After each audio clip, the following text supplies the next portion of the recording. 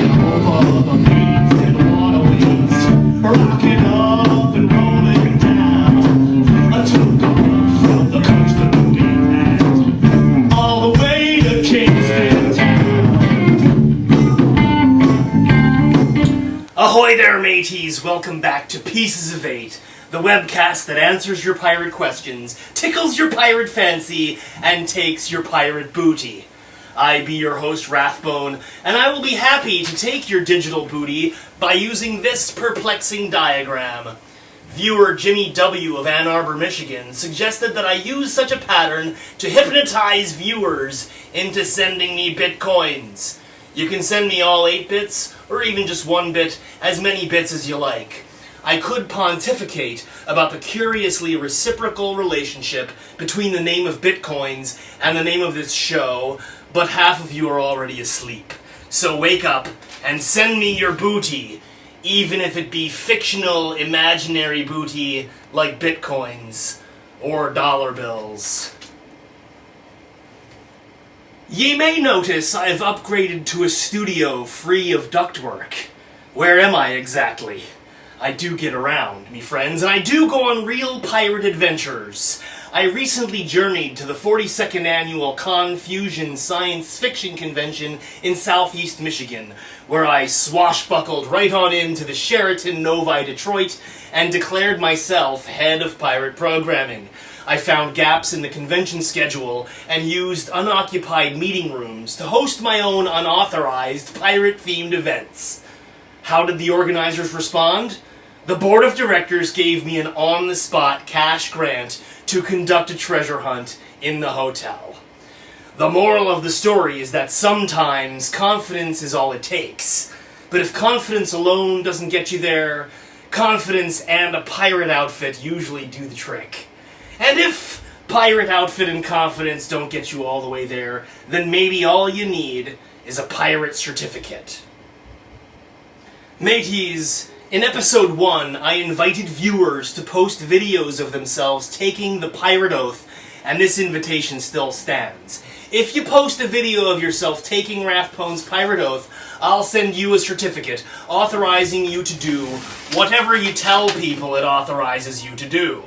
So subscribe to my channel, hit that red button down there, and then go back and watch episode 1 for full details.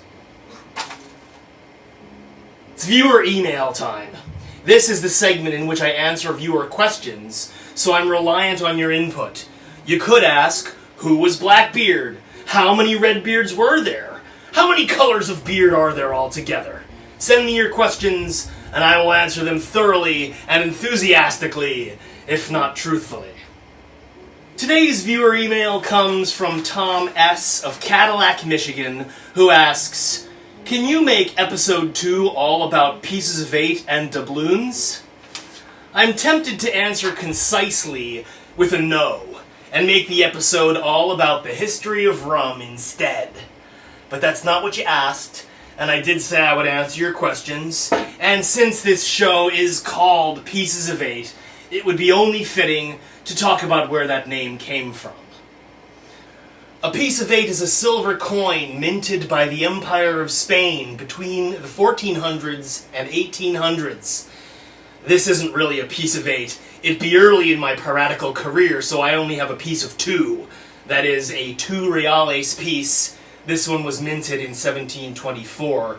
A piece of 8 is larger and worth 8 reales. Plus, it would be cut into 8 pieces by people who didn't have a smaller denomination. So the little pie-shaped pieces were called bits, and that's, strangely enough, also where we get the term for computer bits from, because there's 8 bits in a byte. Now, pieces of 8 were arguably the first world currency, because not only did the Spanish Empire stretch far and wide, but the coins themselves were trusted as far as the silver content and the value of the piece itself. If you get a little lump of silver, it's hard to know how much it's worth without weighing it and testing the purity.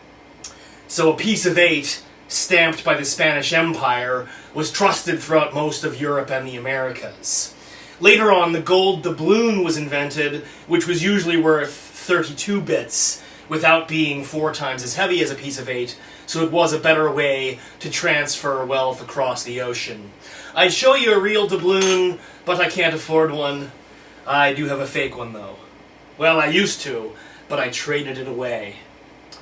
You see, hearties, in episode 1, I announced a scheme to get myself a real pirate ship without paying for it, and without ripping anyone off.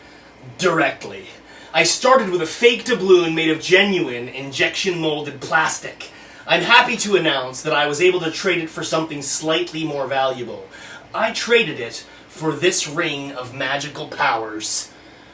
I can't use the powers right now because the battery is dead or something, but this ring was traded to me at Confusion by Iagneved Merkudinen.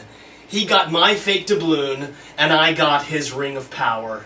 And then he reached into his pocket and pulled out an identical ring of power and put it back on his hand. Now that'd be some pirating skill. My hat's off to you, Iagneved. So this Green Lantern ring is now on the offering block for trade, for something slightly more valuable. Please send me your trade proposals by email if you'd like to get in on the action. And remember, everyone who does a trade will be invited to a real pirate expedition aboard my ship when I get it. And that, of course, brings me to the second treasure hunt clue. In episode 1, I announced a real-life treasure hunt, and clue number 1 is in there. So, like I said, subscribe, go back, watch episode 1, keep note of the clues. There's going to be a lot of them. But clue number 2 be this. 13 paces north, 9 paces onward, 3 paces north, 8 paces south, 9 paces east, 7 paces north, 1 pace south, 14 paces east. That concludes this second installment of Pieces of 8. What a relief to get my sophomore jinx out of the way. Please keep in touch, like me on Facebook, send me some bits, and get ready for something different in episode 3. May the wind fill your sails, and remember, better a short daring life than a long timid one. Fare ye well. The thought he built from an elephant